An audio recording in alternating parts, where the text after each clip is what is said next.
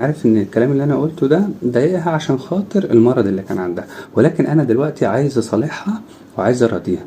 حضرتك تفتكر ايه الطريقة والناس اللي عندك تساعدني في حاجة زي دي، ان انا اقدر ارجع تاني الموضوع زي الاول واخليها تتجاوز المرحلة اللي انا قلت فيها كلام بايخ ده. فكنت عايز اعرف من حضرتك ومن الناس اللي عندك ايه الحل الكويس اللي انا ممكن اعمله لها واصالحها وابدا. ازيكم؟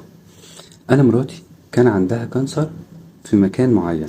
المهم هي عملت العملية والحمد لله الموضوع بقى افضل واحسن، ولكن من بعد العملية اي كلمة ممكن تخليها تعيط. بقى عندها هشاشة كده في النفسية، فاللي هو لو كلمة بسيطة ممكن تعيط. المهم من يومين كده احنا بنتكلم مع بعض وشدينا مع بعض في شوية كلام، راحت هي قايلة ايه، انتوا اصلا كرجالة انتوا ما بتتقوش ربنا في الستات اللي ربت لكم وولادكم.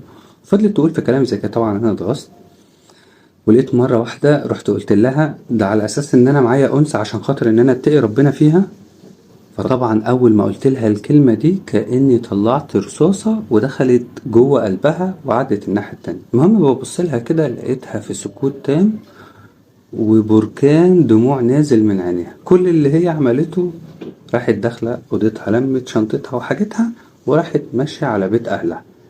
المهم من ساعتها مفيش بيني وبينها تواصل. فطبعا انا قلت لها كلمة جرحتها. انا عارف ان الكلام اللي انا قلته ده ضايقها عشان خاطر المرض اللي كان عندها، ولكن انا دلوقتي عايز اصالحها وعايز ارضيها.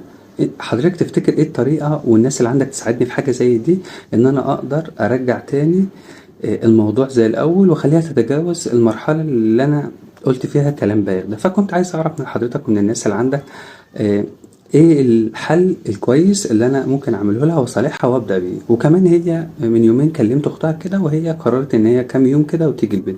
فتفتكروا ايه اللي ممكن اقدر اعمله عشان خاطر اصالحها واتجاوز المرحله دي. خليني بس في البدايه افكر حضرتك، لو حضرتك بتتفرج عليا من الفيسبوك ما تنساش تعمل لايك وتشير الفيديو. اما لو حضرتك بتتفرج عليا من اليوتيوب فما تنساش تشترك في القناه وتفعل زر الجرس. خليني في البدايه كده، طبعا انا بحترم اي راجل يعترف بغلطه، مش بس عشان الموضوع انساني، ولكن انا بحترم الراجل اللي يعترف يقول ان انا غلطت في كذا والمفروض ان انا اصلح كذا.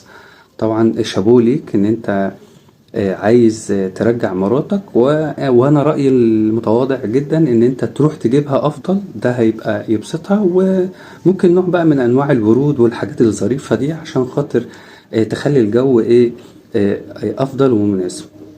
وهدية بسيطة كده قيمة. اعتقد ان الست ما بتبصش لقيمة الهدية اذا كانت كبيرة ولا صغيرة، ولكن الفكرة في التقدير. ولكن كلمتين بقى صراف منك كده على كلمتين لطاف وتقول لها ما تزعليش. طبعا انا مش هوصيك ان انت تقول ايه، اكيد طبعا الناس هتقول رأيها وهتكتب لك في الكومنتات، هيكونوا افضل مني في حاجة زي